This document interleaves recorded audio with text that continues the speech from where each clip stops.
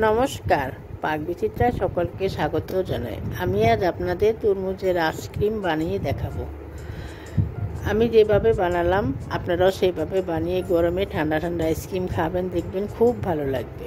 আমার রেসিপিটি কেমন লাগলো আমার কমেন্ট বক্সে অবশ্যই কমেন্ট করে জানাবেন। আর এই ধরনের নতুন নতুন রেসিপি পেতে হলে আমার চ্যানেলটি সাবস্ক্রাইব করতে ভুলবেন না। আর নোটিফিকেশন পেতে হলে বেল আইকনটি অবশ্যই প্রেস করে দিবেন। পাশে থাকার জন্য ধন্যবাদ। আজ আমি আপনাদের আরেকটি নতুন রেসিপি তরমুজের আইসক্রিম বানিয়ে দেখাবো। তার জন্য আমি কিছু তরমুজ নিয়েছি। তরমুজটা আমি ছোটো টুকরো করে কেটে নিয়েছি আর দানাগুলো বার করে নিয়েছি। দু একটা দানা রয়েছে, সেটা অসুবিধা নেই।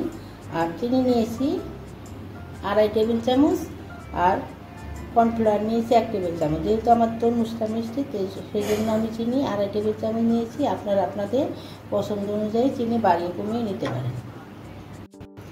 এখন আমি তরমুজটা মিক্সিং জারের মধ্যে নিয়ে মিক্সিং জারে একটু তরমুজের পাল্পটা বের করে নেব। দেখুন আমি তরমুজের পাল্পটা বের করে নিয়েছি। এখন আমি সেঁকে নেব। একটা ছাঁকনি নিয়েছি, ছাঁকনির মধ্যে আমি পাল্পটা দিয়ে দিচ্ছি।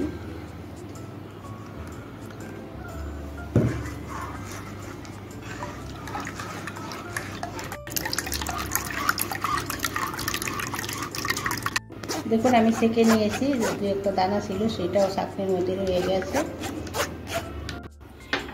দেখুন আমি গ্যাসে একটা প্যান বসিয়ে তরমুজের যে পাল্পটা বের করছি সেটা নিয়ে নিয়েছি। এখন আমি চিনিটা দিয়ে দিচ্ছি।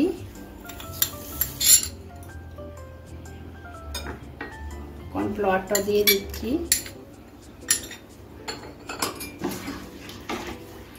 এখন মিশিয়ে নিচ্ছি। দেখুন মিশে গেছে।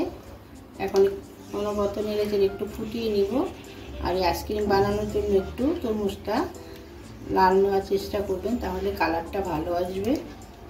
মিষ্টি তরমুজ হলে চিনিও কম লাগবে। এখন একটু অনবরত নেড়ে ফুটিয়ে নেব। দেখুন আইসক্রিম বানানোর জন্য আমার তরমুজের মিশ্রণটা জাল হয়ে গেছে। আমি 5 মিনিটের মতো জাল করে নিয়েছি। অনেকটাই ঘন হয়ে গেছে। আমি এখন গ্যাসটা অফ করে দিচ্ছি, দিয়ে আমি পাল্পটা ঠান্ডা করে নিচ্ছি। আমি তরমুজের আইসক্রিম বানানোর জন্য তরমুজের পাল্পটা অনবরত নেড়ে একেবারে ঠান্ডা করে নিয়েছি। পাল্পটা একেবারে ঠান্ডা করে নিতে হবে। দেখুন আমি এখানে আইসক্রিম জমানোর জন্য আইসক্রিমের মোল্ড নিয়েছি। এখন আমি এই পাল্পটা মোল্ডের মধ্যে ঢেলে দেব। দেখুন আইসক্রিমটা জমানোর জন্য আমি আইসক্রিমের মোল্ড নিয়ে নিয়েছি। এখন আমি মোল্ডের মধ্যে পাল্পটা ঢেলে দেব।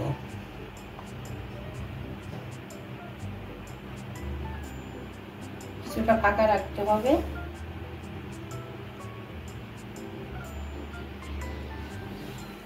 মিশ্রণটা মোল্ডের মধ্যে কিছুটা ফাঁকা রেখেই ঢালতে হবে।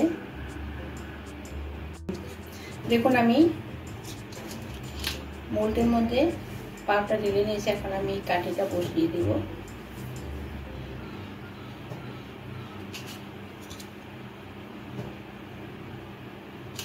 এখন আমি আইসক্রিমটা জমানোর জন্য 8 থেকে 10 ঘন্টা ফ্রিজে রেখে দেব।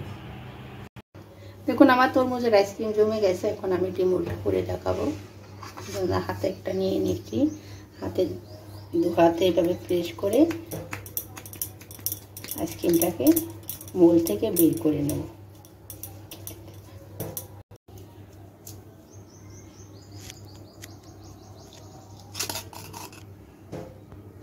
দেখুন আমার তরমুজের আইসক্রিম তৈরি হয়ে গেছে।